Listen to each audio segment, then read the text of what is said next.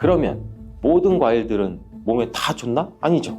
아쉽게도 아니에요. 이 GI 지수가 높은 식품은 혈당을 급격히 상승시킬 수가 있어요. 특히 고칼로리 식사와 과다한 당분 섭취는 당뇨의 주요 원인이 될 수가 있어요. 당뇨가 있더라도 적당히 섭취하면 건강에 도움이 되는 과일들 제가 5가지 알려드릴게요.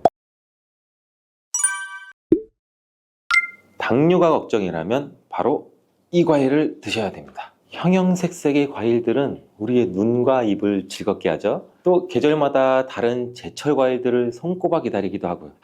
저도 과일만 생각하면 과일 킬러라서 지금도 입에 침이 고이네요. 또 요즘에는 외국에서 나오는 이름이 생소한 과일들도 굉장히 마트에서 쉽게 찾아볼 수 있잖아요. 저녁 반찬, 저녁장 보러 마트에 가면은 신선한 과일들도 많고, 이렇게 맛 좋은 과일들 맛있다고 혹시 마음껏 많이 드시고 계시지는 않아요? 아니면 반대로 혈당이나 당뇨가 걱정돼서 일부러 멀리하고 나 한 조각만 먹을 거야, 혹시 이렇게 하세요? 아니죠. 당뇨가 걱정되시는 분들, 이미 당뇨가 있으신 분들한테 유용하고 중요한 과일에 대한 정보를 제가 지금 바로 알려드릴게요. 과일을 어떻게 먹는지에 따라 우리의 건강에 큰 차이를 만들 수가 있어요. 이 과일은 맛이 굉장히 좋잖아요. 그리고 비타민, 미네랄, 식이섬유, 항산화 물질 굉장히 풍부하죠. 우리의 건강에 매우 중요한 역할을 해요, 이런 과일들이. 다양한 과일에는 몸에 좋은 영양소가 굉장히 많은데, 예를 들어 비타민 C가 풍부한 과일은 면역력을 높여주고, 항산화 물질이 풍부한 과일은 우리 몸에 세포 손상을 막고 노화 방지에도 도움을 주고, 또 과일에 포함된 이러한 식이섬유는 우리 소화 건강을 돕고 혈당 조절에도 중요한 역할을 하는데, 그러면 모든 과일들은 몸에 다 좋나? 아니죠.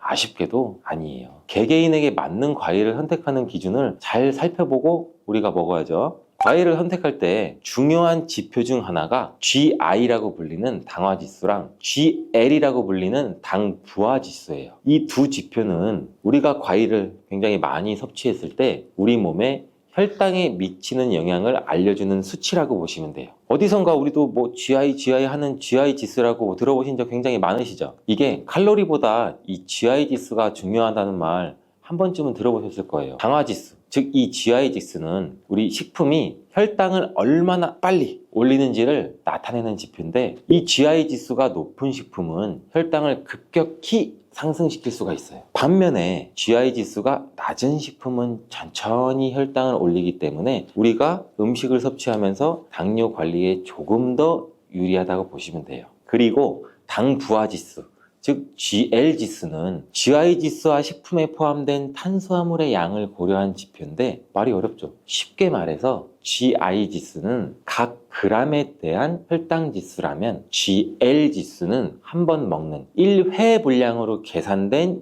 양에 대한 혈당 지수예요. 그래서 이 지수가 실제 혈당 반응을 더 정확하게 반영한다고 볼 수 있어요. 일반적으로 당화지수와 당부하지수가 낮은 과일이 이 혈당 스파이크, 즉 혈당이 급격히 높아지거나 낮아지는 이런 현상을 일으키지 않는데, 이 때문에 혈당이 걱정되시는 당뇨 환자분들은 이러한 과일을 잘 알고서 드셔야 되는 게 중요하겠죠. 당뇨병은 혈당 조절에 문제가 생기는 질환인 거 다 아시죠? 대부분의 경우 인슐린이라는 호르몬이 정상적으로 작용하지 않거나 인슐린 저항성의 문제와 분비량이 부족해져서 혈당이 높아지게 되는 거죠. 주된 원인은 크게 보면 유전적인 요인과 생활 습관에 있어요. 이러한 당뇨병은 가족력으로 전해지는 경우도 많고, 또한 불규칙한 식습관, 과도한 스트레스, 운동 부족, 비만 등도 굉장히 주요한 원인인데, 특히 고칼로리 식사와 과다한 당분 섭취는 당뇨의 주요 원인이 될 수가 있어요. 그래서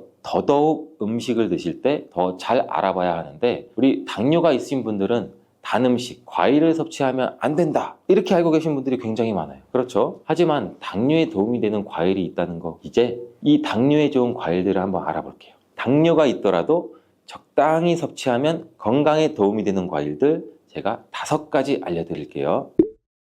첫 번째는 블루베리입니다. 이 블루베리는 대표적인 당뇨에 좋은 과일로 잘 알려져 있는데, 그 이유가 아까 설명드린 GI 지수가 낮기 때문이에요. 이 GI 지수가 낮다는 것은 쉽게 말해 혈당을 급격하게 올리지 않는다는 뜻인 거 우리 다 이해하셨죠? 그래서 블루베리는 당뇨 환자들이 섭취하기에 굉장히 좋은 과일이에요. 블루베리는 또 항산화 성분이 굉장히 풍부해서 우리 몸의 세포 손상을 예방하고 염증을 줄이는 데 도움도 돼요. 특히 이 블루베리 껍질에 풍부하게 함유된 안토시아닌이라는 항산화 물질은 혈당을 조절하는 데에도 긍정적인 영향을 미치고 또한 우리 눈 건강에도 굉장히 도움이 많이 되기도 해요. 이 블루베리는 식이섬유도 많고 우리 몸의 소화 속도를 늦추고 혈당 상승도 완만하게 만드는데 이 블루베리를 생으로 신선하게 먹거나 요거트나 샐러드에 추가해서 먹으면 굉장히 맛있게 드실 수가 있어요. 하지만 과유불급 블루베리도 당분이 함유되어 있기 때문에 하루 한 줌 정도만 드시는 걸 추천드리겠습니다.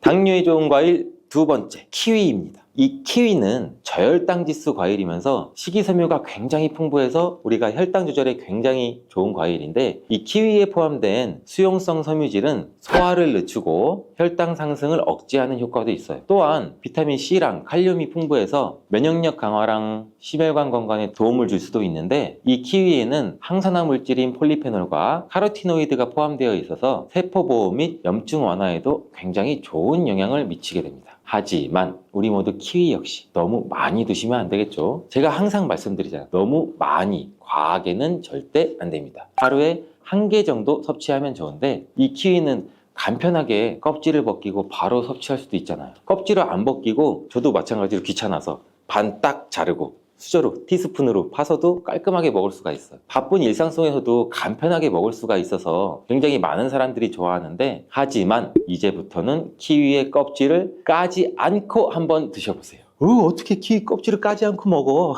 키위의 껍질에는 실은 속살보다 더 많은 섬유질, 즉 식이섬유가 풍부해서 변비나 장 건강에 도움을 줄 수 있고 굉장히 다양한 항산화 물질이 포함되어 있기 때문에 우리 몸의 세포 손상도 막을 수가 있다고 해요. 또 면역 체계에도 도움을 줄 수가 있다고 하고 근데 까슬까슬한 털이 있어서 겉면을 잘 씻어서 껍질째로 한번 드셔보시는 게 좋을 것 같은데 껍질이나 과육에 알러지 반응이 있으신 분들은 껍질을 벗기고 먹는 게 물론 좋습니다. 저도 실은 한 번도 키위를 껍질째 먹어보진 않았는데 오늘 집에 가서 한번 잘 씻어서 도전해 보겠습니다. 여러분들도 한번 도전해 보세요. 세 번째 과일은 배입니다. 배는 저혈당 지수 과일 중에 하나로 특히 배에는 수용성 식이성분인 펙틴이 풍부해서 우리 몸의 소화 과정을 늦추고 혈당이 급상승하는 걸 억제하는 데 도움을 줄 수 있습니다. 배의 섬유질은 장 건강에도 좋고 우리 변비를 예방하는 데도 아주 효과적인데 배는 비타민 C, 항산화 성분 그리고 수분이 많이 포함된 과일로 우리 몸의 수분 균형을 유지하는 데도 물론 도움을 줘요. 수분이 풍부한 배는 특히 체내 독소 배출과 배뇨 촉진에도 좋은 영향을 주는데 이로 인해서 배는 당뇨 환자의 전반적인 건강 유지에도 긍정적인 영향을 준다고 해요. 또 배는 달콤하고 시원한 맛이 있어 남녀노소 호불호 없이 굉장히 좋아하는 과일이죠. 차게 냉장고에 해놨다.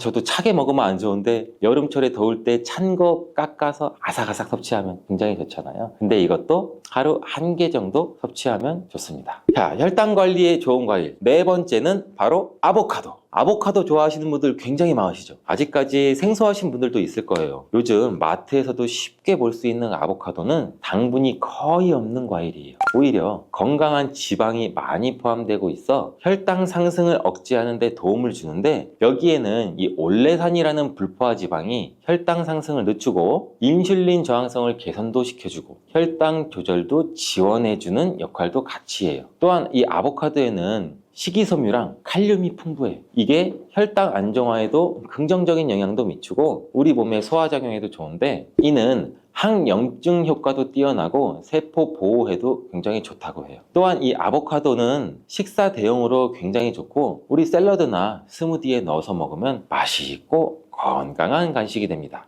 그러나 이렇게 몸에 좋은 아보카도도 너무 많이 섭취하면 탈이 날 수가 있어요. 하루에 반 개 정도 섭취하는 것이 적당하다고 합니다. 다섯 번째 과일은 사과입니다. 저는 새콤달콤한 이 사과를 정말 좋아하는데, 이 사과가 외국에서는 하루 한 알에 사과면 의사 선생님이 필요가 없다, 진짜 이런 말이 있을 정도로 몸에 굉장히 좋아요. 이 사과는 식이섬유가 매우 풍부한 과일인데, 사과에 포함된 펙틴이라는 식이섬유는 아까도 잠깐 말씀드렸듯이 소화 속도를 늦추고 혈당 상승을 억제하는 데도 굉장히 효과적이에요. 특히 껍질을 포함한 사과를 섭취하면 이 식이섬유의 섭취량이 훨씬 많아져 혈당 관리에 큰 도움이 될 수도 있고, 사과도 또한 이 저혈당 지수 과일로 혈당을 급격하게 올리지 않으므로 당뇨 환자가 섭취하기에 굉장히 좋은 과일이에요. 또한 이 사과에는 비타민 C가 풍부하고 폴리페놀과 같은 항산화 성분도 포함되어 있어 당뇨뿐만 아니라 염증 완화와 면역력 강화에도 도움을 줍니다.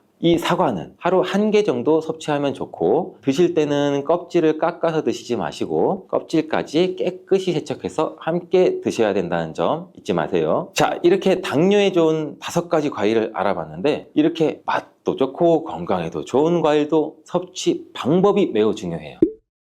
그럼 당뇨에 악영향을 줄 수 있는 과일 섭취 방법에는 무엇이 있는지 알아볼까요? 당뇨에 안 좋은 과일 섭취법, 첫 번째, 과일 주스로 주시는 거예요. 과일 주스를 100%, 이 100% 과일 주스로 드셔도 가공 과정에서 당분이 많이 포함될 수가 있고, 또 이 액상이라서 몸의 흡수 또한 일반 과일을 먹었을 때보다 우리 몸이 흡수율이 빨라질 수가 있어요. 이렇게 흡수율이 빨라지면 이 혈당 스파이크를 쉽게 불러일으킬 수도 있고, 주스 대신 생과일을 섭취하는 것이 훨씬 더 건강에 이로우니 우리 모두 기억하시길 바래요. 또 두 번째, 건조된 과일입니다. 과일 자체가 나쁘다고 제가 말씀드리는 거 아니에요. 건조된 과일인 건과일은 당뇨에 좋지 않아. 왜? 건과일은 과일의 수분 함량은 낮아지고 과일의 부피는 줄어들지만 당분은 그대로 함유하고 있어서 당분 농도가 높아요. 여러분, 혈당 지수 GI가 높아서 혈당을 급격히 올릴 수가 있기 때문에, 예를 들어 건포도, 건살구, 건무화과 등등 굉장히 많이 있겠죠. 이렇게 당분이 농축되어 있는 것들은 당뇨 환자이신 분들은 적당히 또 혹은 피해야 된다는 거 아시겠죠? 세 번째, 가공된 과일입니다. 이 가공된 과일을 피하는 것이 굉장히 좋은데, 이 가공된 과일이란 뭐냐? 통조림에 들어있는 과일. 이렇게 가공된 과일 굉장히 맛있잖아요. 통조림 복숭아, 생각만 해도 군침이 돌고, 통조림 요새 화채 만들 때 여러 가지 과일 있는 수박 넣고 통조림 까서 그 안에 있는 과일 부어서, 생각만 해도 침이 고이죠. 이 과일 통조림은 과일 주스 시럽이 함께 들어있는 경우가 많아서 당분이 농축되어 있어요. 이 당분이 농축되어 있어 혈당을 급격하게 올릴 수가 있기 때문에 과일을 섭취할 때는 신선한 과일 그 자체로 섭취하는 것이 굉장히 중요합니다. 몸에 안 좋은 과일 섭취 방법이 이것 말고도 중요한 것이 또 있는데 바로 알려드릴게요. 식사 직후에 마무리로 우리 디저트로 과일 한번 먹자.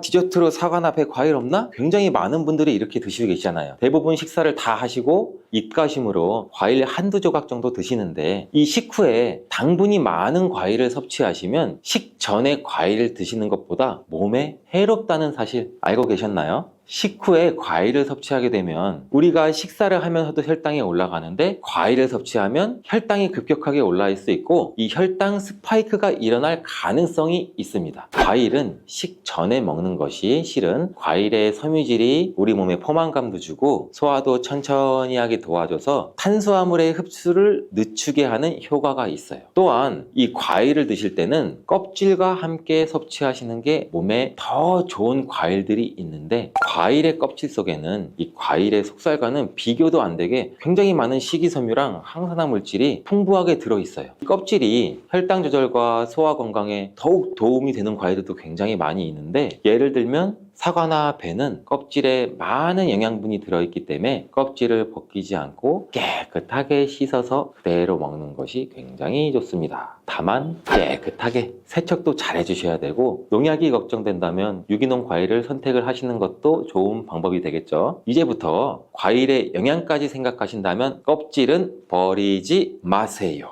마지막으로 섭취 방법과 함께 중요한 건 과일을 드실 때의 양을 꼭 조절해야 된다는 겁니다. 제가 계속 말씀드렸죠. 양, 적정량. 그럼 맛있는 과일을 한 번 먹기 시작하면 배가 부를 때까지 드시지는 않나요? 물론 그런 경험 굉장히 많을 거예요. 저도 마찬가지고. 근데 과일은 이렇게 자연적인 당분을 포함하고 있기 때문에 적당량을 섭취하는 것이 굉장히 중요한데 하루에 한두 개가 적당해요. 일반적으로 보면 이것도 과일 종류에 따라 달라서 굉장히 주의를 해주셔야 됩니다. 맛있는 과일 계속 저절로 손이 가더라도 손이 가요 손이 가 건강한 몸을 위해서 참고 너무 많이 먹지 않도록 주의하세요. 건강한 몸을 위해서 건강한 습관이 나를 만든다. 오늘도 꼭 기억해 주세요. 사과의 유기산과 우유의 카제인이라는 성분이 만나게 되면 엉기는 현상이 일어나서 이게 덩어리가 져요.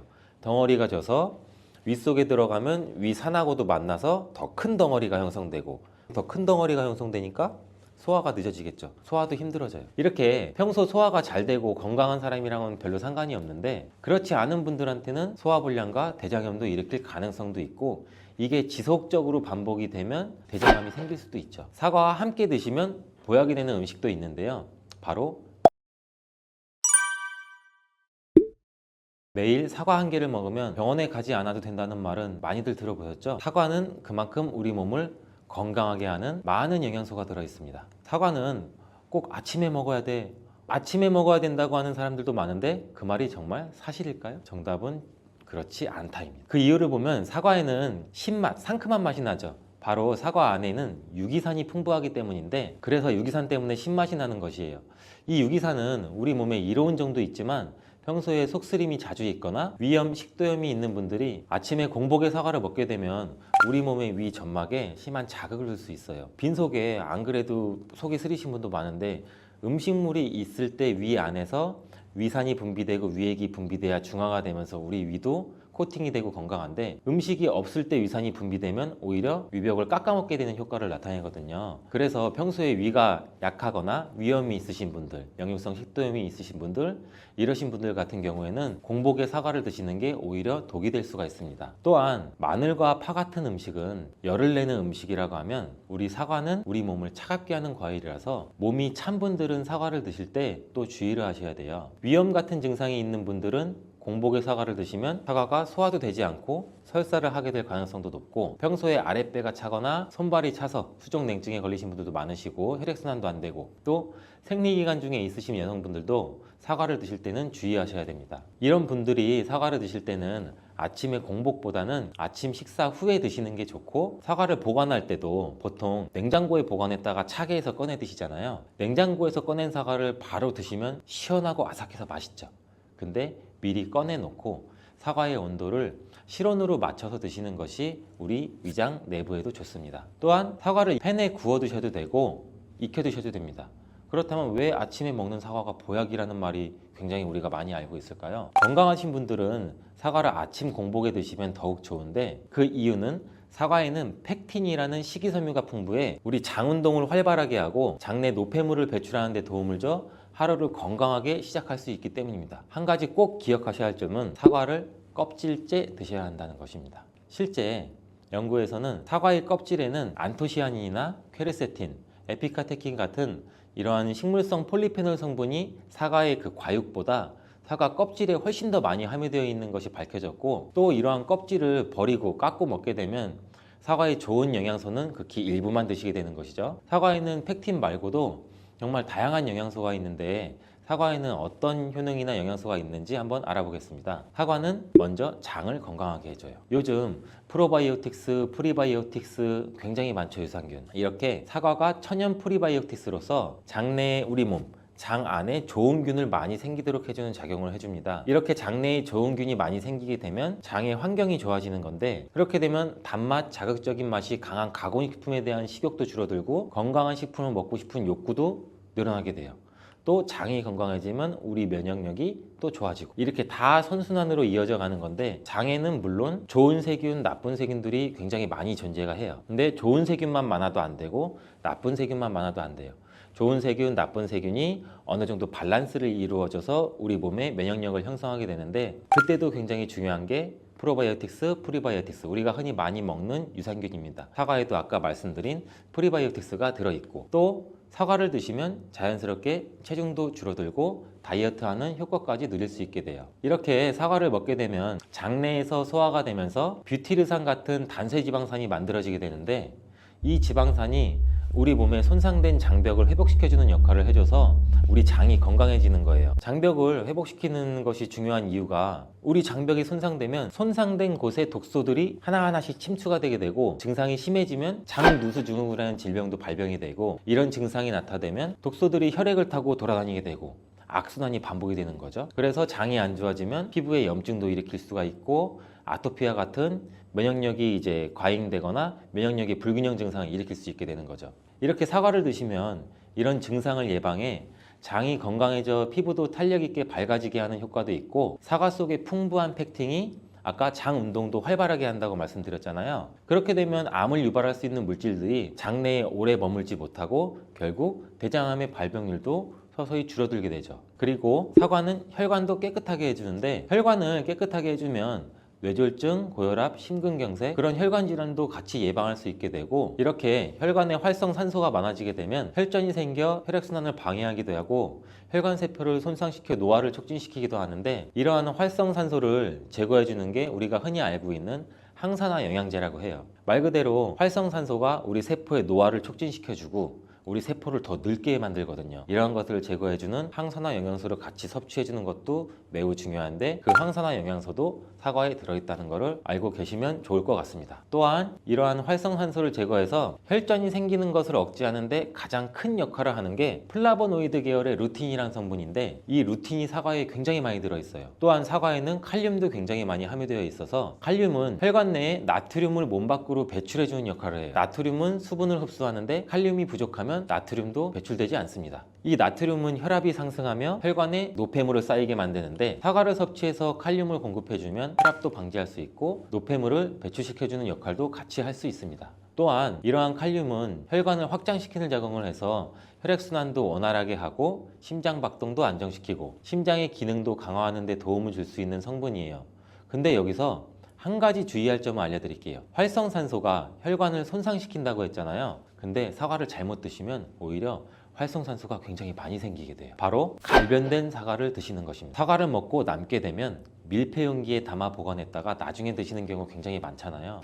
그때 우리가 단면이 사과가 갈색으로 변하게 되는데, 이는 공기 중에 산소와 만나서 산패돼서 갈색으로 변한 것이거든요. 이렇게 산패된 사과를 드시면 활성산소를 제거하는 것이 아니라 오히려 활성산소를 증가시켜 혈관 건강에 악영향을 줄 수 있으니까, 갈변된 사과는 그 부분은 바로 잘라내고 드시는 것을 추천드립니다. 또한 사과의 이로운 점 중 다른 하나는, 사과는 혈당을 조절해서 당뇨를 예방하고 그 당뇨를 회복하는 데에도 도움을 줄 수가 있어요. 당뇨가 있으신 분들은 과당이 혈당을 올려 안 좋다고 알고 계시잖아요. 굉장히 많은 분들이. 근데 사과는 오히려 혈당을 조절해 주기 때문에 당뇨가 있으신 분들은 사과를 드셔야 됩니다. 식사하기 30분 전에 사과를 드신 후에 식사를 하시면 혈당이 급격하게 오르는 혈당 스파이크 현상도 막을 수가 있어요. 사과에 단맛 때문에 당뇨가 있는 분들이 사과를 드시는 것을 꺼려 하시는데, 사과에는 단맛도 있지만 혈당은 올리는 GI 지수가 36으로 혈당 지수가 낮은 과일이에요. 근데 혈당 지수가 높은 과일이 뭔지 아세요?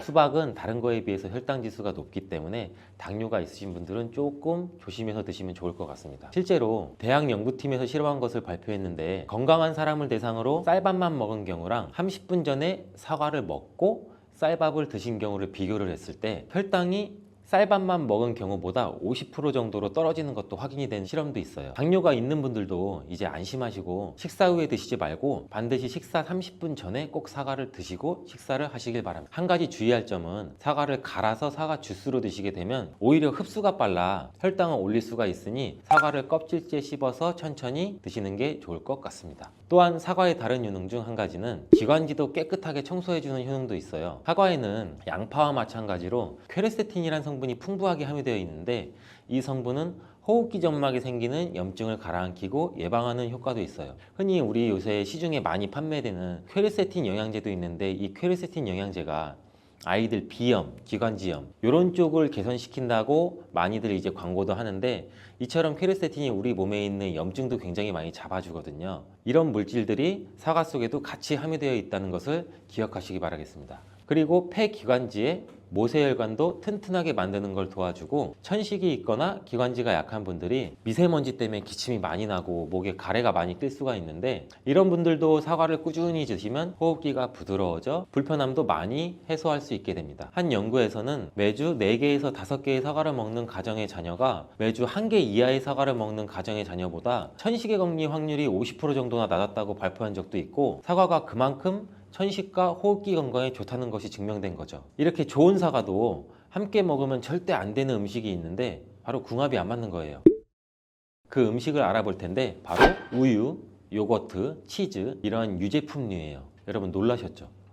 유제품이랑 사과를 아침에 굉장히 많은 분들이 같이 함께 드시고 계시는데, 요새 샐러드 같은 것도 많이 드시면서 샐러드에 사과도 넣고 드레싱으로 요거트랑 치즈도 붓고 이러한 경우가 많은데, 유제품과 사과를 함께 드시면 사과의 비타민C가 우유에 부족한 영양 성분을 보충해줘서 좋은 것으로 대부분 많이 알고 계시는데, 이런 내용이 전혀 틀린 것은 아니에요. 근데 소화 기능이 약하신 어르신분들이나 위염, 식도염 같은 증상이 있으신 분들은 이렇게 드시면 안 돼요. 영상 초반에도 제가 잠깐 말씀드렸듯이 이런 증상이 있는 분들은 유제품과 사과를 함께 드시면 그 증상이 더욱 악화되는데, 그 이유는 사과의 유기산과 우유의 카제인이라는 성분이 만나게 되면 엉기는 현상이 일어나서 이게 덩어리가 져요. 덩어리가 져서 윗속에 들어가면 위산하고도 만나서 더 큰 덩어리가 형성되고, 더 큰 덩어리가 형성되니까 소화가 늦어지겠죠. 소화도 힘들어져요. 이렇게 평소 소화가 잘 되고 건강한 사람이랑은 별로 상관이 없는데, 그렇지 않은 분들한테는 소화불량과 대장염도 일으킬 가능성도 있고, 이게 지속적으로 반복이 되면 대장암이 생길 수도 있죠. 장 건강이 중요한 이유는 아까도 영상 초반에 말씀드렸듯이 장이 우리 몸의 면역력도 같이 담당하는 기관이고 정신 건강에까지 영향을 주기 때문인데, 행복 호르몬이라고 불리우는 세로토닌 많이 들어보셨죠? 이 세로토닌의 95%가 장에서 만들어지기 때문에 장이 건강해야 행복감이 또 올라갈 수 있어요.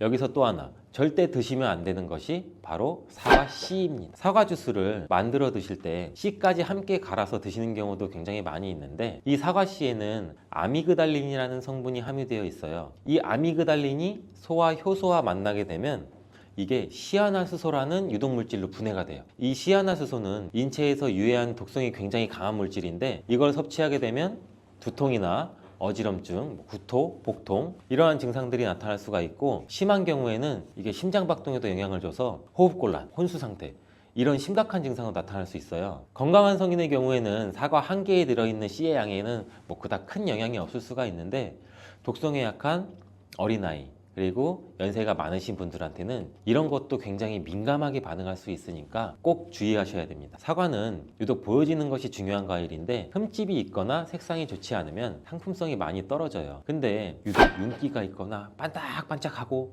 빨갛고 색상이 짙은 사과는 웬만하면 피하는 게 좋아요. 간혹 유동 파라핀이라는 식품 첨가물을 사용해서 사과 위에 이렇게 이쁘게 보이게 코팅 처리를 한 사과일 수가 있는데, 이 유동 파라핀을 섭취하게 되면 복통과 설사를 일으킬 수 있고 지용성 비타민의 흡수도 감소시킨다고 알려져 있어요. 요새는 이런 일이 거의 없긴 하지만, 혹시나 사과가 너무 윤기가 흐르거나 만졌을 때 약간의 끈적임이 있다면 드시기 전에 살짝 의심 한번 해보시고 껍질을 깨끗하게 세척하고 드시거나 껍질을 벗기고 드시는 것이 안전하겠습니다. 사과와 함께 드시면 보약이 되는 음식도 있는데요, 바로 비트와 당근입니다. 굉장히 유명한 주스 아시죠? ABC 주스. ABC가 바로 사과, 비트, 당근, 애플, 비트, 캐럿, 이 세 가지를 갈아서 만든 주스인데, 사과, 당근, 비트를 함께 드시게 되면 영양소의 흡수율이 굉장히 증가하고 서로의 시너지를 굉장히 크게 나타내요. 이 서로의 영양소를 보완해줘서 더욱 건강하게 드실 수가 있는데, 또한 식이섬유가 폭발적으로 증가해서 장운동을 촉진하고 변비 예방도 탁월해져요. 그리고 사과, 당근, 비트 이 세 가지는 모두 강력한 항산화 물질이 풍부해서 체내에 있는 활성산소를 제거해서 세포의 노화도 방지해주고 몸에 활력을 불어넣어 줄 수도 있는 거예요. 함께 먹으면 보약이 되는 음식으로도 고구마도 있습니다. 이 고구마에는 베타카로틴이라는 성분이 풍부해서 항암작용과 함께 면역력도 같이 강화해 주는데 혈관 건강에도 도움을 줄 수가 있어요. 고구마를 드시면 소화가 잘 안 되는 증상도 나타날 수가 있는데, 이게 왜 그러냐면 고구마 속에 함유되어 있는 아마이드라는 성분이 장에서 이상 발효를 일으켜서 가스가 차고 소화불량 증상도 같이 나타나는 건데, 이때 같이 사과와 함께 드시면 사과에 함유된 팩틴이 아마이드의 이상 발효 증상을 억제해서 가스가 차는 증상을 발생하지 않도록 도와주게 돼요. 또한 이러한 사과의 효능 중 하나인 혈관을 깨끗하게 하는 것을 고구마의 베타카로틴이 도와줘서 이 효능이 극대화가 돼서 건강에 정말 좋은 음식 궁합도 될 수 있답니다. 꿀은 그 자체로도 또 많은 약효가 있어요. 천연 항생제인 프로폴리스로 인해서 면역력을 높여주고 피로회복도 도와주고 위장 기능도 강화시켜주고 이렇게 도움을 주는 효능이 굉장히 많이 갖고 있는데, 특별히 이 건조된 기관지를 촉촉하게 해주는데 굉장히 좋은 효과가 있어서 기침이나 가래를 완화시켜주는 약성도 가지고 있어요. 그래서 우리 흔히 약국에 가시면은 프로폴리스 스프레이도 많이 추천을 해주시잖아요. 그래서 목 아프신 분들, 기침이 많이 나시는 분들한테서 많이 추천을 해주시기도 해요. 이렇듯 꿀과 함께 드시면 또 시너지 효과가 나타나 보약이나 다름없는 식품 5가지를 제가 바로 지금 소개해 드릴게요. 첫 번째는 바로 계피예요. 계피와 꿀이 만나면 여러 가지 효능들이 있는데, 계피는 오래전부터 이 자연요법으로도 많이 사용된 식재료예요. 꿀과 계피의 조합으로 효능이 배가 된다는 것은 굉장히 많은 실험을 통해서 밝혀진 바 있고, 겨울철이 되면서 관절도 여기저기 많이 쑤셔서 힘드신 분들 많으시죠? 꿀과 이것을 함께 드시면 관절염과 기침 감기가 싹 사라집니다. 예로부터 꿀물로 기침을 다스리기도 했는데 알고 계시죠? 고대 그리스에서는 꿀을 신들의 음식이라고 부르기도 했고, 꿀은 인류 역사상 가장 오래된 천연 감미료이자 약재로 굉장히 많이 사용했어요. 이집트에서는 미라를 만들 때에도 꿀을 사용하기도 했고요. 꿀은 약으로 쓰일 만큼 우리 몸에 정말 좋은 효능들이 굉장히 많이 있는데, 잘못 먹으면 약효가 하나도 없을 뿐만 아니라 오히려 몸을 해치는 독이 될 수도 있다는 사실도 혹시 알고 계신가요? 꿀의 종류와 절대 먹으면 안 되는 꿀과 좋은 꿀을 고르는 방법, 그리고 꿀과 함께 먹으면 좋은 최고의 음식 5가지, 제가 지금 꿀에 대해서 모든 것을 한번 알려드릴게요. 이 꿀에는 굉장히 여러 종류가 있는데, 꿀벌들이 꽃을 통해서 꿀을 만드는 것은 누구나 잘 알고 계신 거죠. 꿀벌이 꽃의 밀선에서 분비되는 자당을 먹었다가 다시 토해내는 과정을 거치는데, 꿀벌의 효소에 의해서 과당과 포도당으로 또 분해가 돼요. 그래서 점성이 있는 액체가 되죠. 이것이 우리가 아는 꿀이 되는 거예요. 또 꽃의 종류에 따라서 꿀의 이름도 달라지게 돼요. 우리가 잘 알고 흔히 볼 수 있는 아카시아 꿀, 굉장히 유명하죠. 그 외에도 밤꿀, 쌀이꿀, 유채꿀 등등 꽃의 종류에 따라서 꿀의 맛과 향이 조금씩 다른 특징이 있죠. 여러 가지 꽃을 통해 만들어진 꿀은 자파꿀이라고 그래요. 이런 꽃을 통해서 만들어진 이 천연꿀 말고 벌에게 억지로 설탕을 먹여서 만든 꿀이 있는데, 이거는 또 사양꿀이라고 하죠. 이 사양꿀은 일반적으로 천연꿀에 비해서 가격은 상대적으로 저렴하고 대량으로 생산이 가능하다는 장점이 있죠. 하지만 이 사양꿀은 천연꿀에 비해서 영양가가 낮고 인공적인 향과 맛이 첨가될 수가 있어요. 따라서 우리는 꿀을 선택할 때 사양꿀인지 천연꿀인지 확인을 기본적으로 하시고 구매를 하셔야 되는데, 꿀에 사양꿀인지 천연꿀인지는 표기가 되어 있지 않은 경우도 많아요. 이때는 탄소 동위원소 비율을 확인하시면 구분할 수 있어요. 천연꿀의 탄소 동위원소 비율은 22%에서 33% 정도 되고, 이 탄소 동위원소 비율이 낮을수록 좋은 꿀이라고 해요. 사양꿀이나 꿀 음료는 거의 설탕물이나 다름없으니 반드시 천연꿀을 구매해서 드시기를 바래요. 꿀을 보관하는 방법을 알려드리자면, 꿀은 절대로 썩지 않는다는 말도 있어요. 그 이유는 꿀에는 향균 작용이 있는 이 프로폴리스 성분이 포함되어 있기 때문인데, 주의하실 것은 직사광선이 없는 서늘한 곳에 보관하시고, 꿀을 덜으실 때는 이 오염되지 않은 스푼 같은 것을 사용하시면 좋습니다. 가끔 꿀을 냉장고에 보관하시는 분들이 있는데, 꿀을 냉장고에 보관하면 하얀 침전물이 생길 수가 있어요. 그리고 또 오래되면 층이 분리되는 현상이 나타날 수 있으니 주의하시는 게 좋고요. 꿀은 그 자체로도 또 많은 약효가 있어요. 천연 항생제인 프로폴리스로 인해서 면역력을 높여주고 피로회복도 도와주고 위장 기능도 강화시켜주고 이렇게 도움을 주는 효능이 굉장히 많이 갖고 있는데, 특별히 이 건조된 기관지를 촉촉하게 해주는데 굉장히 좋은 효과가 있어서 기침이나 가래를 완화시켜주는 약성도 가지고 있어요. 그래서 우리 흔히 약국에 가시면은 프로폴리스 스프레이도 많이 추천을 해주시잖아요. 그래서 목 아프신 분들, 기침이 많이 나시는 분들한테서 많이 추천을 해주시기도 해요. 이렇듯 꿀과 함께 드시면 또 시너지 효과가 나타나 보약이나 다름없는 식품 5가지를 제가 바로 지금 소개해 드릴게요.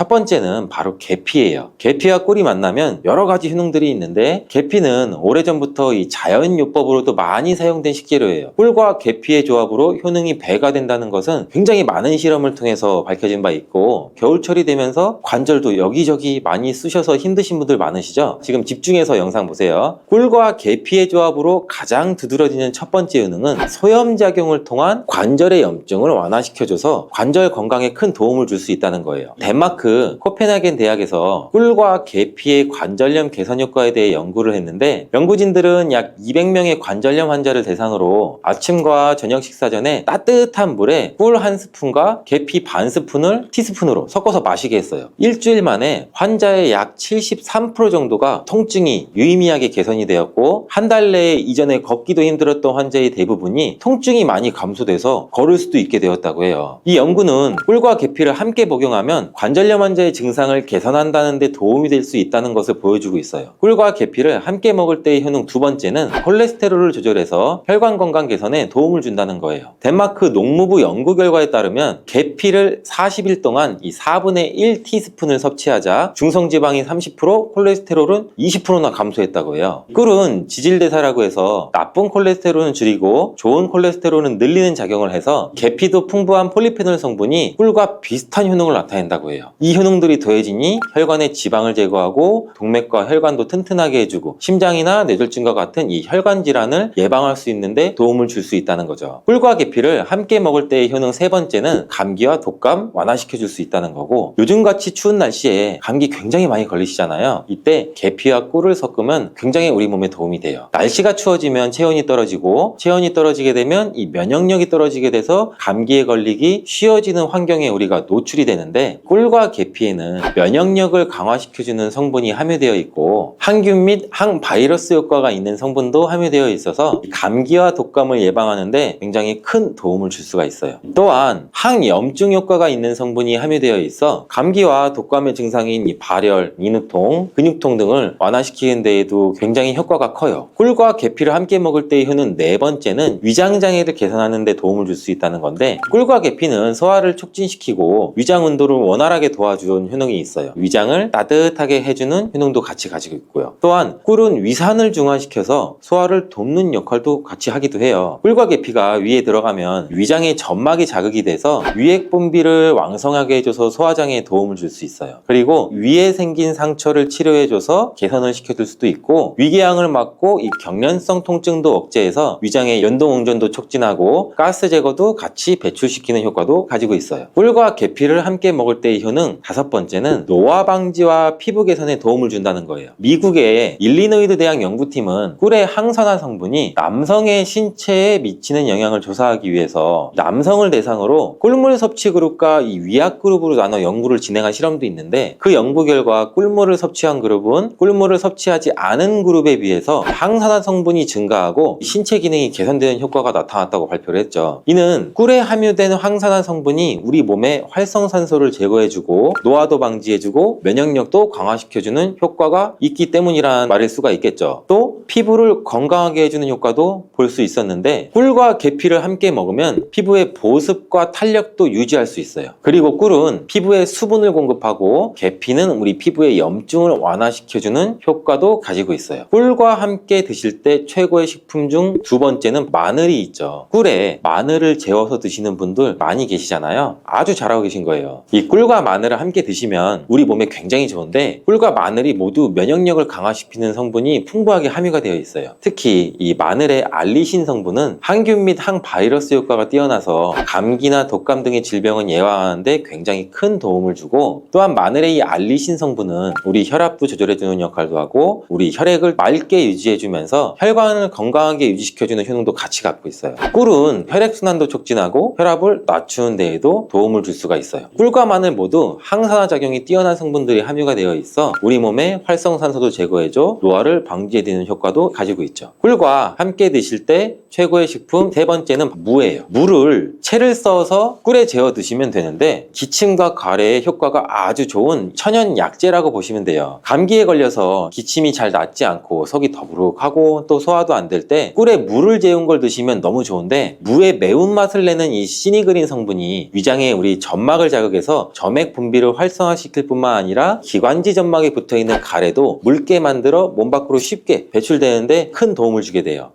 꿀은 기침의 약재로 많이 쓰이게 되는데 영국에 있는 옥스퍼드 대학 연구팀이 감기 환자 약 1761명을 대상으로 조사한 결과 꿀을 먹은 환자는 감기 증상이 개선이 되고 치료 기간 또한 단축된다는 효과가 있었다고 보고되었는데, 한 연구에 따르면 알러지 감기 치료에 사용되는 이 항히스타민제인 디페니드라민 성분을 복용한 환자보다 꿀을 먹은 환자가 기침의 빈도와 정도가 더욱 개선되었다고 해요. 꿀과 함께 드실 때 최고의 식품 네 번째는 바로 오미자예요. 오미자와 꿀이 만나면 우리 몸의 호흡기 질환, 만성 기침에 굉장히 좋은 효능이 있는데, 요즘같이 찬바람이 불면 목이 건조해지면서 마른 기침이 계속 나와 또 힘들 수가 있죠. 또 마른 기침이 계속 나지만 가래가 없는 분들, 장기침이 계속 나와서 기침을 많이 하면 가슴도 아프잖아요. 그리고 또 일상생활을 하는데 지장도 많이 있고 불편하신 분들이 굉장히 많잖아요. 이런 분들한테는 꿀과 오미자가 정말 좋은 조합이에요. 오미자는 폐와 기관지를 촉촉하게 해줘서 이런 마른 기침에도 효과적입니다. 꿀과 함께 드실 때 최고의 식품 다섯 번째는 바로 생강이에요. 생강을 채로 잘게 썰거나 갈아서 꿀에 재워서 드시면 되는데, 꿀 생강은 기침에 당연히 좋고 몸에 찬 기운이 돌고 혈액순환이 안 되는 것 같을 때 드시면 더욱더 좋아요. 몸을 따뜻하게 데워주는 효과가 있고 감기 초기 그리고 몸살이 났을 때도 드시면 컨디션을 회복하는데 굉장히 큰 도움을 받을 수가 있죠. 또한 소화불량일 때에도 꿀 생강을 드시면 속이 편안해지는 것도 느껴보실 수 있을 거예요.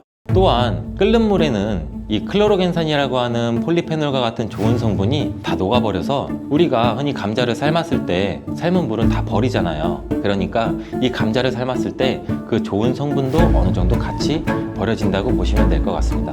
물에 녹아서 버려지기 때문에 감자를 삶아서 먹는 방법은 그렇게 좋은 방법이 될 것 같지는 않고요. 감자를 찌게 되면 오히려 감자의 효소 활성이 늘어나면서 이 클로로겐산 함량이 더 증가한다고 해요. 그리고 우리가 흔히 많이 알고 있는 감자를 드실 때 싹난 부분 다들 많이 조심하잖아요. 하나 더 조심할 것은 싹뿐 아니라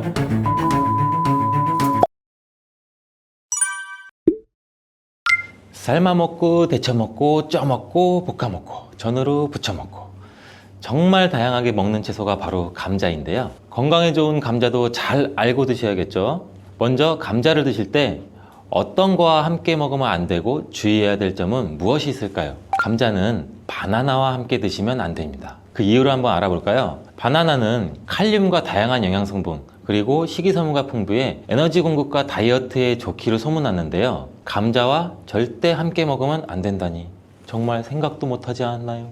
나트륨을 배출하는데 도움을 주기로 유명한 칼륨은 바나나뿐만 아니라 감자에도 풍부하게 함유가 되어 있습니다. 함께 드시게 되면 칼륨이 몸속에 과다하게 들어오고 그렇게 되면 세포의 수분 균형이 깨져 근육과 신경에 과도한 이완을 초래할 수 있고 근육의 무력감과 만성 손발 저림을 넘어 심하면 심장 부정맥을 일으킬 수가 있습니다. 또 혈압 상승도 같이 일으킬 수가 있고, 함께 드시지 않고 따로 드시게 되면 이 칼륨은 우리 몸에 정말 좋은 효능을 발휘하는데 몸속 나트륨을 배출할 뿐만 아니라 칼륨은 혈관을 확장해서 몸속의 노폐물도 원활하게 배출되도록 도와줍니다. 또한 이 감자의 풍부한 칼륨은 알칼리성으로 혈액의 산성화를 방지해서 뼈에서 칼슘이 빠져나가는 것도 막아주고 마그네슘과 같이 근육의 수축과 이완에 큰 도움을 줘서 다리나 종아리 근육의 갑작스러운 경련을 예방해주는 역할도 같이 해주기 때문입니다. 따라서 감자는 고혈압, 동맥경화,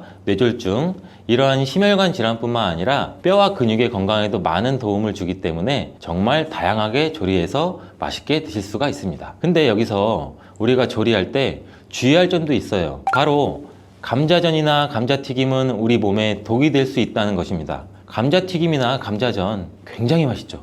정말 맛있죠. 케찹에 찍어 먹고 마요네즈에 찍어 먹고. 근데 이러한 감자전이나 감자튀김이 칼로리가 굉장히 높고 비만과 심혈관 질환을 유발할 수 있는 이 트랜스 지방이 굉장히 많이 포함되어 있어서 건강에 해롭다는 사실은 굉장히 많이 들어보셨을 거예요. 이 감자를 튀기게 되면 아크릴 아마이드라는 유해 물질이 굉장히 많이 발생하게 됩니다. 튀긴 감자 굉장히 맛있는데 감자와 고구마와 같이 이러한 탄수화물이 많은 식품을 굉장히 높은 온도로 굽거나 튀길 때 생성되는 이 아크릴 아마이드는 암을 유발하고 뇌신경의 단백질을 손상시켜 알츠하이머성 치매, 파킨슨병의 위험을 증가시킨다고도 알려져 있습니다. 이러한 이유로 아크릴아마이드는 세계보건기구와 국제암연구소에서 유해물질로 지정된 매우 위험한 물질인데, 이런 위험한 물질을 굳이 일부러 만들어 먹을 필요는 없겠죠. 그렇다면 튀김 말고 어떻게 먹어야 되나? 감자를 삶아서 소금이나 설탕을 찍어 먹는 것, 이것 또한 좋아하시는 분들 굉장히 많을 거예요. 근데 물속에 넣어서 삶는 것보다는 감자는 찜기에 쪄서 드시는 게 굉장히 좋습니다. 감자에는 클로로겐산이라고 하는 폴리페놀 성분이 다량 함유가 되어 있는데, 이 폴리페놀 성분이 특히 좋은 기능을 굉장히 많이 해요. 이 폴리페놀은 항암 효과가 있고 항산화 작용도 굉장히 강력하기 때문에 세포의 손상을 방지하고 세포의 변형도 방지해주는 기능이 있어 항암 작용도 있다라고 알려져 있고, 이 클로로겐산이 심장 질환의 위험성 정도도 감소시켜 줄 수 있습니다. 그리고 피부 건강에도 감자가 도움이 될 수 있는데, 이는 과산화지질을 방지해주는 기능도 있습니다. 지질, 지방, 기름이 과산화되는 것을 방지하기 때문에 특히 피부주름, 피부 노화, 여러분들 굉장히 많이 심각하게 생각하시고 계시잖아요. 우리 주름만 없어도, 피부가 노화가 안 돼도 이 탱탱한 살도 유지할 수 있을 텐데, 이거를 막아주는데 감자의 클로로겐산이 굉장히 많은 도움이 될 수가 있습니다. 그리고 다이어트에도 도움이 될 수가 있는데, 이 체지방을 분해해주는 효과도 있습니다. 이 클로로겐산이 지방을 분해하기 때문에 비만 방지와 다이어트에 도움이 될 수가 있고, 또한 혈당 관리에도 도움이 될 수가 있습니다. 혈당이 급격하게 올라가는 것을 이 클로로겐산이 막아주는 기능이 있기 때문에 당뇨 예방과 혈당 관리에도 도움이 될 수가 있습니다. 근데 이 클로로겐산이 감자의 속살에 있는 게 아니고 감자의 껍질에 많이 들어가 있는데요. 이 감자 껍질 1g당 클로로겐산이 1mg이 들어가 있습니다. 따라서 우리가 감자를 드실 때 감자 껍질을 잘 닦아서 감자 껍질도 같이 함께 드시는 게 더욱 좋습니다. 감자를 조리할 때 클로로겐산의 함량이 변화가 될 수도 있는데, 이는 생감자 껍질 1g에 아까 클로로겐산 1mg이 들어가 있다고 제가 말씀드렸죠. 이게 감자를 삶았을 때는 클로로겐산이 1mg에서 0.6mg로 감소하고, 또 오히려 찜기에 쪘을 때는 이 클로로겐산 함량이 1.6mg 정도로 높게 변형이 되고, 또 구웠을 때는 가장 낮게 0.2mg 정도 그램밖에 들어있지 않습니다. 또한 끓는 물에는 이 클로로겐산이라고 하는 폴리페놀과 같은 좋은 성분이 다 녹아버려서 우리가 흔히 감자를 삶았을 때 삶은 물은 다 버리잖아요. 그러니까 이 감자를 삶았을 때 그 좋은 성분도 어느 정도 같이 버려진다고 보시면 될 것 같습니다. 물에 녹아서 버려지기 때문에 감자를 삶아서 먹는 방법은 그렇게 좋은 방법이 될 것 같지는 않고요. 감자를 찌게 되면 오히려 감자의 효소 활성이 늘어나면서 이 클로로겐산 함량이 더 증가한다고 해요. 그리고 우리가 흔히 많이 알고 있는 감자를 드실 때 싹난 부분 다들 많이 조심하잖아요. 하나 더 조심할 것은 싹뿐 아니라 이 녹색으로 변한 감자입니다. 감자 싹에는 솔라닌이라고 하는 독성 물질이 포함되어 있는데, 이거는 섭취해서 안 된다는 건 이미 모두 잘 알고 계시잖아요.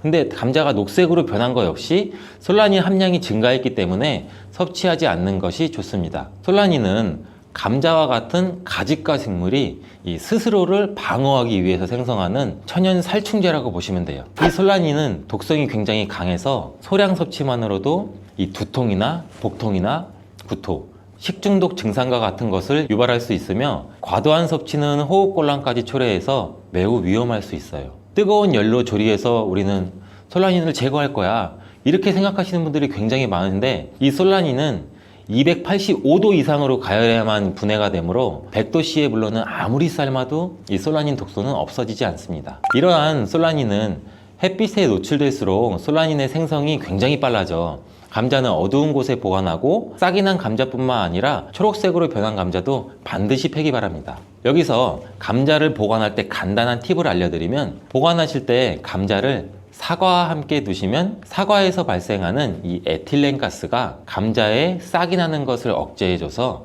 감자를 더 오래 신선하게 보관할 수 있습니다. 자, 그럼 감자 요리를 할 때 버터에 굽고 치즈를 올려 드시면 맛있잖아요. 아, 벌써 군침이 도는데, 근데 이러한 버터랑 치즈가 문제가 될 수가 있어요. 그 맛으로만 본다면 감자와 치즈, 버터의 만남은 최고의 풍미를 자랑하는데 건강에는 최악이랍니다. 이 치즈와 버터를 감자 요리에 사용하게 되면 이 포화지방과 나트륨의 섭취를 증가시키게 돼서 심혈관 건강에 굉장히 안 좋은 영향을 끼칠 수가 있는데, 이 치즈와 감자를 함께 드시면 맛과 식감이 아주 좋지만, 고지방의 치즈는 칼로리를 증가시킬 뿐 아니라 감자의 영양 성분도 같이 파괴할 수가 있습니다. 특히 이 치즈에 들어있는 포화지방은 나쁜 콜레스테롤, 즉 LDL 콜레스테롤 수치를 높일 수가 있으며 이는 심혈관 질환의 위험도 같이 증가시킵니다. 또한 치즈에 함유된 나트륨은 혈압 상승도 유발할 수 있고 혈압이 상승하게 되면 다양한 심혈관 질환 문제도 같이 발생하게 됩니다. 따라서 저지방 또는 무지방 치즈를 선택해서 같이 곁들여 드시길 바라겠습니다. 감자와 궁합이 잘 맞는 음식에는 무엇이 있을까요? 자, 삶은 감자를 먹다 보면 우리 목 막히잖아요. 이때 우유 드시는 분들 굉장히 많으시죠. 저도 어렸을 때 감자를 설탕에 찍어 먹거나 소금에 찍어 먹고 있으면 엄마 목말라! 엄마가 물을 안 줘요. 왜 물을 안 줘? 근데 그때 엄마는 우유를 주셨어요. 저희 부모님은. 어른들의 지혜가 굉장히 대단하다고 생각해요. 저는. 이때 우유를 드시면은 아주 잘 선택한 거예요. 감자를 먹게 되면 좋은 이유 중 하나는 풍부한 단백질을 섭취할 수 있다는 건데, 감자가 탄수화물 덩어리로 알려져 있는데 실제로는 고품질의 단백질도 함유하고 있어요. 이 감자의 단백질은 우유와 계란에 이어서 흡수율이 굉장히 높으며 콩보다 우수한 단백질로 여러 군데에서 평가받고 있습니다. 하지만 감자에는 비타민 A, 칼슘, 지방이 부족한데 우유가 감자의 부족한 영양 성분을 완벽하게 보충해줘요. 반면에는 우유에는 비타민 C가 부족한데 감자의 비타민 C가 풍부해서 서로의 궁합이 쿵짝쿵짝 굉장히 잘 맞는 거죠. 감자를 우유와 함께 갈아 마시거나 따뜻한 감자 스프를 만들어 드시는 것도 매우 좋습니다. 감자를 껍질째 조리해서 우유와 함께 드시면 혈당 상승 걱정 없이 우리 몸에 에너지와 영양을 충분하게 공급할 수 있습니다. 다음으로는 감자와 궁합이 잘 맞는 음식에 식초가 있습니다. 감자와 식초와의 조합은 매우 생소하지 않아요? 처음 들어보셨죠? 근데 감자에는 각종 비타민이 정말 많이 들어있는데 그 중에서도 특히 비타민 C가 풍부하게 많이 들어있어요. 감자 한 개에는 비타민 C 우리가 섭취하는 하루 권장 섭취량의 30% 이상이 들어있는데 사과보다 무려 3배나 많은 양이에요. 감자의 비타민 C는 이 스트레스 해소랑 강력한 항산화 작용을 해서 우리 몸의 면역력도 같이 강화시켜 주는데, 이 비타민 C는 콜라겐 조직도 같이 강화해 피부를 탄력 있게 유지해주고 노화 방지에도 도움을 줍니다. 비타민 C가 열과 산에 약한 것은 굉장히 많이 알고 계시죠? 근데 놀라운 사실은 감자의 비타민 C는 감자 전분으로 인해서 마치 보호막처럼 삥 둘러싸여 있는 것처럼 열에 의한 손상이 적다는 거예요. 따라서 이 감자는 열에 익혀도 이 비타민 C가 많이 파괴되는 것을 걱정하지 않으셔도 됩니다. 이 비타민 C는 산도가 높은 환경에서 더욱 잘 흡수되면서 감자 요리나 감자 샐러드를 하실 때는 식초나 레몬즙을 약간 뿌리면 이 비타민 C의 흡수율을 또 높일 수 있어요. 양파 또한 감자랑 함께 드시면 보약이 되는데, 이 감자가 위 건강에 좋다는 사실을 알고 계시나요? 그 이유는 바로 항염작용을 하는 폴리페놀과 아르기닌 성분 때문이에요. 이 성분들은 우리 몸의 위 벽을 보호하고 이 세포의 변형을 막아 염증도 감소시키면서 독소를 제거하는 역할도 같이 해요. 이뿐만 아니라 감자는 알카리성 식품으로 건강에 이로운 식품으로 손꼽히는데, 우리 몸이 산성화될 때 다양한 질병의 위험이 굉장히 높아져요. 특히 혈액 중에 산도가 올라가게 되면 염증이 발생하고 이 염증은 다양한 질환도 유발시키고 이 염증이 암과 다른 질병으로도 발전한 가능성이 있기 때문입니다. 그렇기 때문에 이 알칼리 식품인 감자를 섭취를 해서 우리 몸을 중화시켜서 질병을 예방할 수도 있습니다. 양파는 감자와 마찬가지로 알칼리성 음식으로 인정받아서 감자의 항염 및 항암 효과를 강화하는 뛰어난 시너지를 보여주는데, 이 혈관 청소부라고 불리는 양파는 혈관 벽을 강화시켜주고 염증도 효과적으로 제거해줍니다. 또한 감자에 포함된 비타민의 흡수율을 높여줘 감자의 효능도 극대화시켜줄 수 있습니다. 자, 감자와 같이 먹으면 좋은 음식 중 또 다른 한 가지는 토마토입니다. 이 토마토가 건강에 이로운 슈퍼푸드라는 사실은 여러분들 누구나 다 알고 계시잖아요. 이런 토마토는 감자와 함께 드시면 정말 보약과 같은 효능을 발휘하게 되는데요. 토마토와 감자를 함께 섭취하는 것은 항산화 물질과 비타민의 섭취를 증가시키며, 특히 토마토의 라이코펜과 감자의 비타민 C는 함께 작용해서 신체의 항산화 작용을 극대화시켜줍니다. 이 둘의 만남은 우리 면역 체계를 강화시켜주고 염증도 감소시켜서 전반적인 우리 몸의 건강을 증진하는 데 도움을 줄 수 있습니다. 이 토마토와 감자는 심혈관 건강을 강화하고 혈압을 조절하는 데 도움도 줄 수 있는데, 이 풍부한 섬유질과 항산화 물질은 장내 환경도 개선해 주기도 합니다. 또한 콩과 식물들도 감자와 함께 먹으면 정말 좋은데요. 이들은 함께 먹으면 균형 잡힌 영양 성분을 섭취하게 됩니다. 이 콩과 식물은 식물성 단백질, 섬유질, 철분, 마그네슘과 여러 비타민을 포함해서 심혈관을 건강하게 해주고 소화기관의 건강 개선과 혈당 조절에 훌륭한 효능을 발휘합니다. 따라서 당뇨병도 예방할 수 있고 혈당을 조절해주면 혈관이 건강하게 유지되고 혈관의 건강은 또 치매 예방에도 큰 역할을 해주는 거예요. 콩과 식물과 감자를 함께 섭취하는 것은 이 단백질과 필수 미네랄의 훌륭한 조합을 만들어주기도 해요. 포만감을 유지시켜주고 장기적인 에너지 공급도 지원하고 감자의 복합 탄수화물과 잘 어울려 식후에 급격한 혈당 상승도 억제해줍니다. 오늘은 감자에 대해서 알아봤는데요. 오늘 저녁 반찬은 감자를 곁들여 먹는 것이 어떨까요?